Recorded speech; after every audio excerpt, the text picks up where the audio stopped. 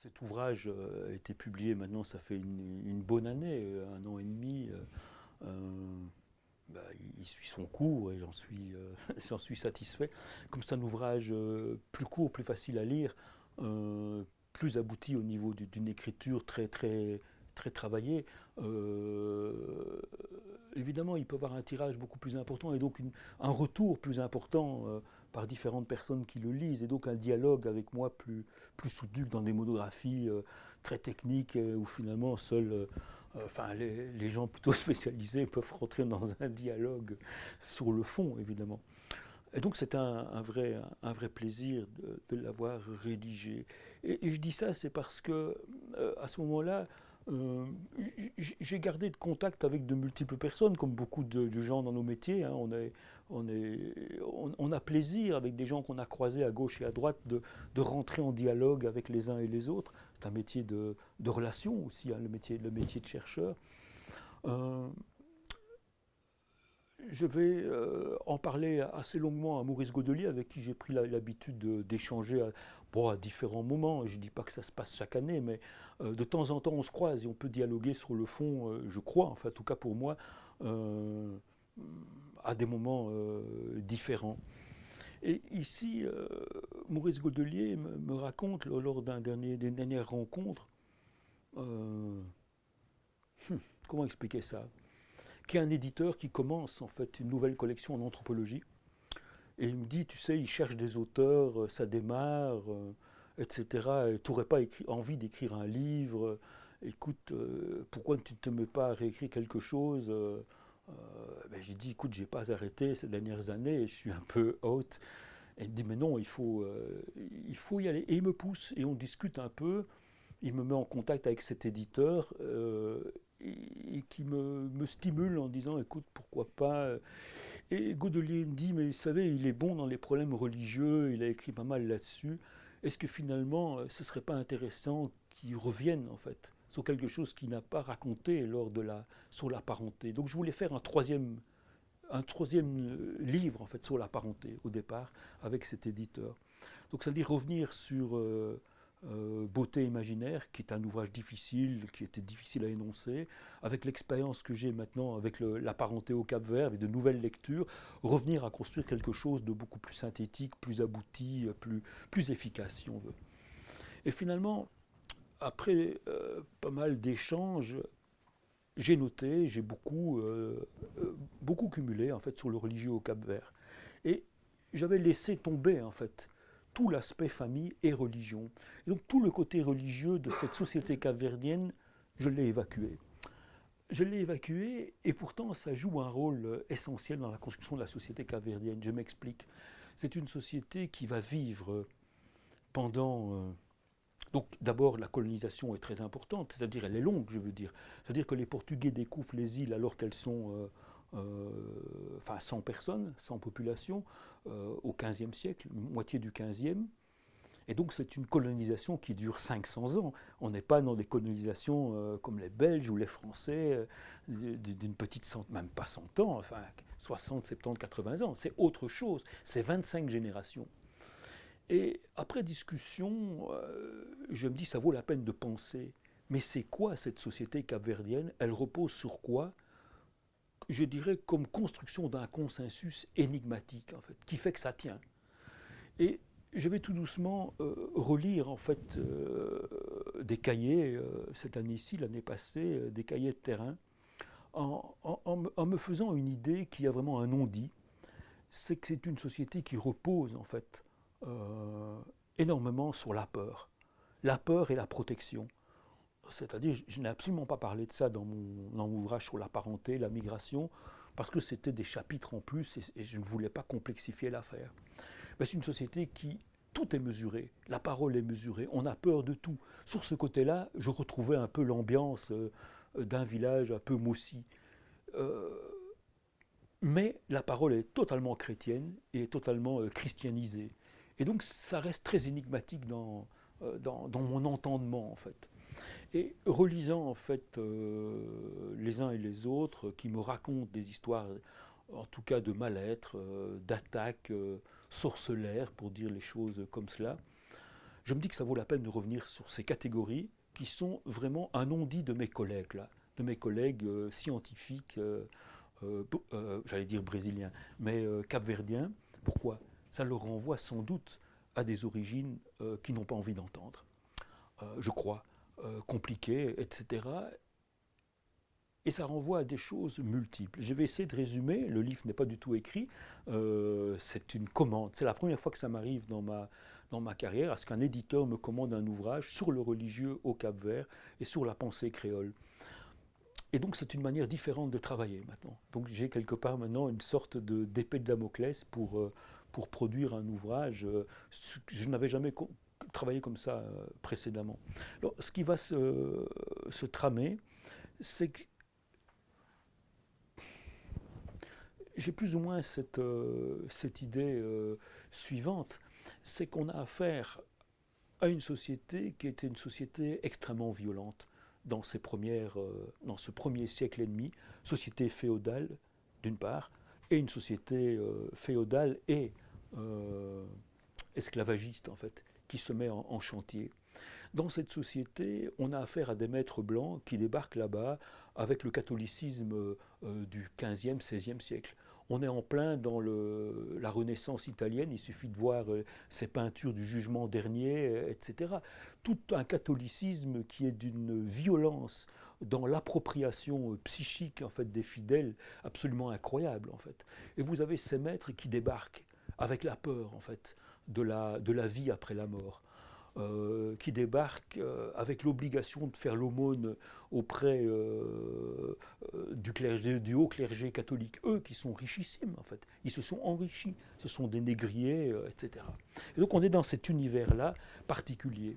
Et d'autre part, vous avez ces esclaves qui débarquent avec leur système de pensée, avec leur complexité, mais qui se retrouvent dans un univers extrêmement exigu. On est dans un univers insulaire. Les îles sont toutes petites, 15 km de long. La plus grande fait 80 km sur 10 de large. Enfin, c'est rien du tout. Et les autres îles, là où l'esclavagisme se construit, sont extrêmement petits.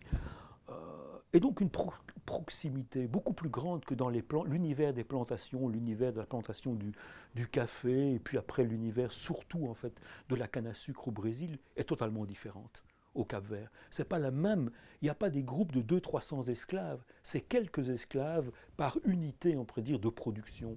Donc on a un rapport, je dirais, beaucoup plus, comment on pourrait dire ça, d'une promiscuité beaucoup plus grande. La société esclavagiste va rapidement imploser au Cap-Vert, c'est-à-dire après 3-4 générations, le Cap-Vert n'est plus un lieu de relâche pour les bateaux, pour des raisons multiples, historiques. En fait, les routes se détournent des îles du Cap-Vert pour ne pas payer les impôts au roi du Portugal. Il y a l'Espagne qui est devenue dominante, les Portugais, les Français, pardon, les Espagnols et les Français, les Anglais évidemment, et les routes passent à côté. Et la société capverdienne, directement créolisée, métissée dès 2-3 générations, donc très vite cette société se métisse, est abandonnée à elle-même, littéralement abandonnée à elle-même, devient une société marginale, pauvre, vraiment de air en fait, et va se construire en fait progressivement, je dirais, une sorte de modus vivendi, je crois, relativement unique au monde, je pense, dans une société qui finalement n'est plus une société esclavagiste dès le XVIIe siècle. C'est ça qui est incroyable. Il va se construire une sorte de coexistence entre des Blancs avec un univers religieux et ces esclaves qui se sont totalement assimilés en fait.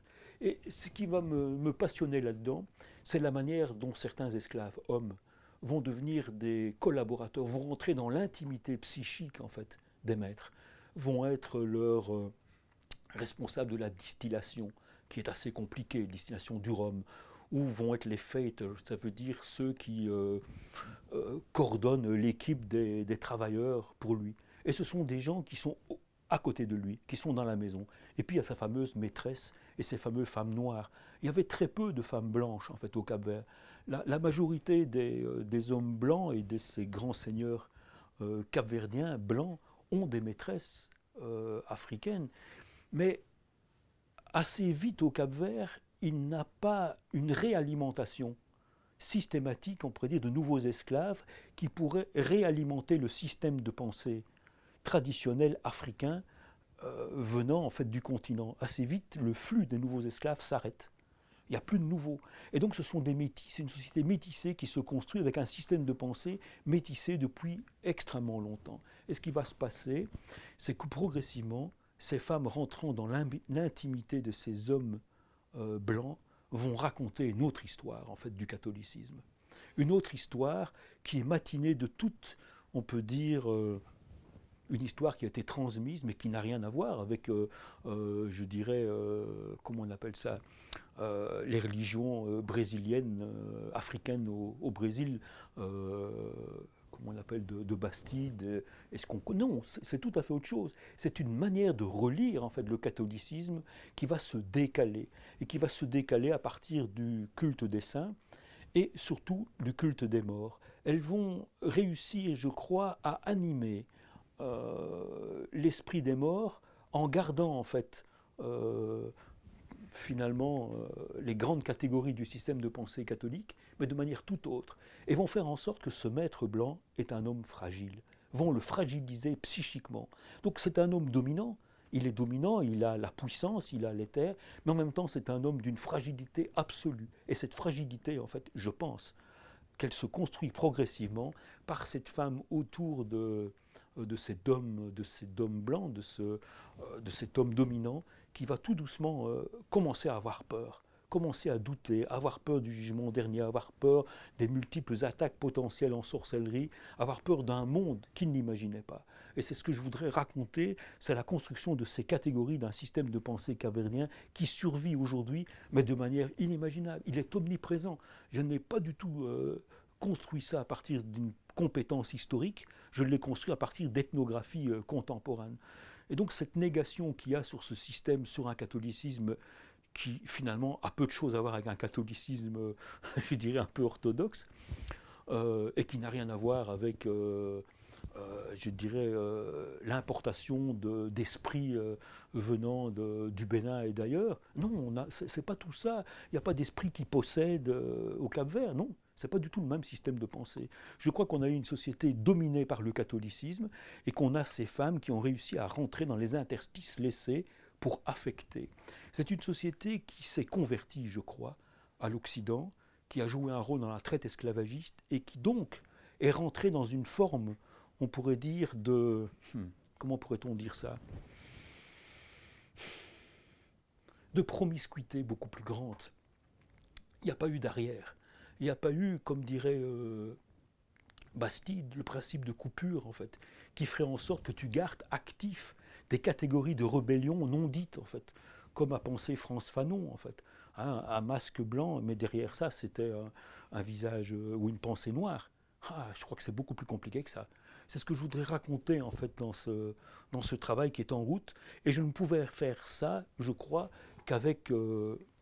je crois, ce premier travail où j'ai mis à plat la société capverdienne au niveau de son mode de fonctionnement, d'une technicité de la parenté. Je suis à l'aise avec ça maintenant. Je peux maintenant rentrer dans ce que j'aime mieux, un système de pensée, les catégories, le système de pensée, l'imaginaire capverdien. Qu'est-ce qui fait qu'une société totalement inégalitaire, infiniment plus inégalitaire que les Moussis avec lesquels j'ai travaillé longuement, a pu vivre ensemble sur un petit caillou sans s'étriper, alors que les esclaves étaient infiniment nombreux. C'était 1 sur 10. Ils auraient pu se lever un matin et liquider tous les maîtres blancs et on était tranquille. Enfin, ils étaient tranquilles, c'était fini. Ça ne s'est jamais passé. Et donc, il y a une sorte de collaboration qui va se construire dans quelque chose qui va être commun. Il n'y a pas eu d'esprit de la révolte des esclaves. Il n'y a pas eu ça au Cap-Vert. Il y a eu des petites républiques marronnes, hein, indépendantes, mais ça n'a pas continué.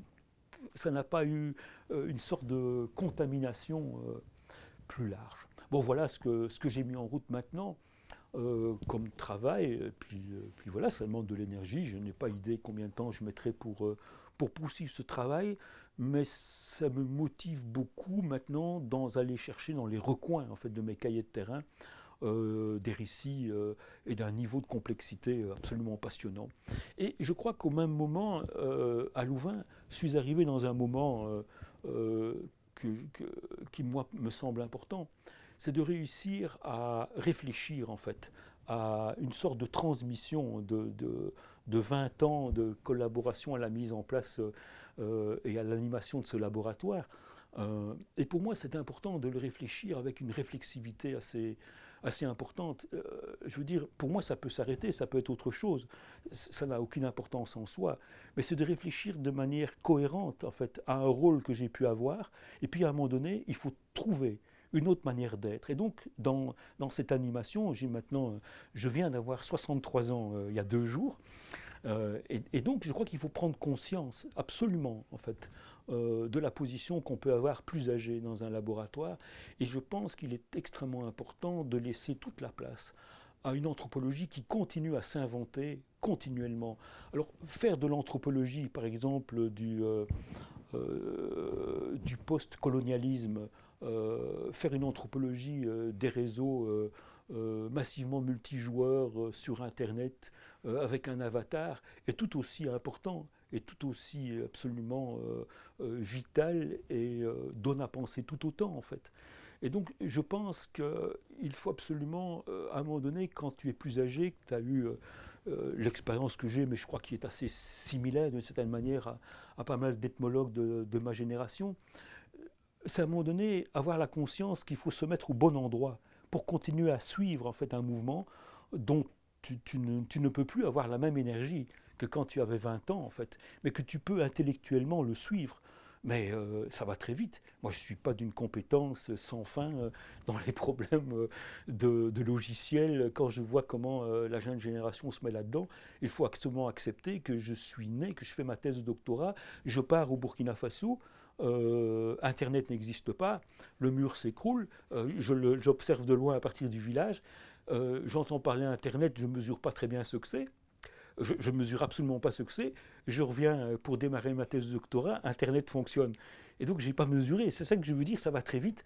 Et au point où j'envoyais un courrier à mon collègue du bureau d'à côté et j'allais voir s'il l'avait reçu pour me faire une idée. Je n'avais pas très bien compris comment ça fonctionnait en fait.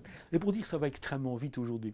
Et je pense que plus âgé, il me semble absolument important à trouver, si on veut, le bon lieu en fait pour poursuivre d'une certaine manière ou d'une autre, mais de manière, je dirais, tout autre en fait, la manière d'animer, de participer à un objet de recherche. Et je pense que maintenant, il faut réfléchir à la juste place, et cette juste place pour moi, je crois qu'elle pourrait être de transmettre, bien entendu, ce que j'ai pu apprendre, etc. Mais je crois surtout d'être attentif, moi je crois euh, hmm, à quelque chose qui m'a toujours tenu à cœur, parce que ça m'a mis du temps, de monter en puissance dans une discipline. C'est-à-dire monter en puissance dans une discipline, c'est qu'on ne peut pas s'improviser. Spécialiste d'un terrain, oui on peut le faire, mais d'être tout de suite spécialisé sans avoir compris l'épaisseur en fait d'une discipline et de ce qu'a pensé la discipline. Donc pour moi, c'est, je crois, simplement par ma manière d'être, de transmettre une conscience de l'importance en fait d'un champ disciplinaire comme le nôtre. Et de transmettre en disant, ok, vous êtes spécialiste par exemple de tel groupe de personnes ou de l'élite, les familles, grandes familles, je ne sais pas, françaises, etc., ou d'un groupe particulier, ok, c'est extrêmement bien, vous avez tout lu là-dessus. Mais je pense qu'il faut épaissir cela, en fait, par de multiples champs. Surtout qu'aujourd'hui, la discipline s'est incroyablement éclatée. Il suffit de lister, en fait, les 50-60 thèses qu'on a au laboratoire d'anthropologie prospective à Louvain pour se dire, mais comment c'est possible, en fait, qu'on ait autant de sujets. Quand je démarre, ça n'a rien à voir, en fait. On est tous quasiment sur un village, une ethnie, enfin, ou un groupe de villages, plutôt quand même une ethnie, pour parler comme ça rapidement, comme on ne peut plus parler aujourd'hui, mais enfin, et l'ethnologie, c'est ça. Et je pense qu'en l'espace de 30 ans, elle s'est complètement bouleversée, complètement rénovée, et heureusement. Sinon, nous serons, comme je disais tout à l'heure, on serait à la fac d'histoire, en train de relire notre corpus de monographie, on aurait considéré qu'il était clos, qu'il n'y avait plus de société coutumière ou globalement non affectée par la globalisation, et qu'on avait terminé le gros travail, et que maintenant c'est un travail de relecture, un travail d'exégèse en fait, qu'il nous fallait faire en fait. Non, je pense que non. Je pense qu'il y a ce travail-là à faire, mais je crois qu'il y a un travail sur tous les lieux où l'humain continue à vivre en commun, en fait, à s'inventer des histoires et des rituels, des mythes, et que les ethnologues doivent être, avec la méthode ethnographique, présents pour comprendre ces immenses complexités dans un monde qui n'est absolument pas plus simple. Hein,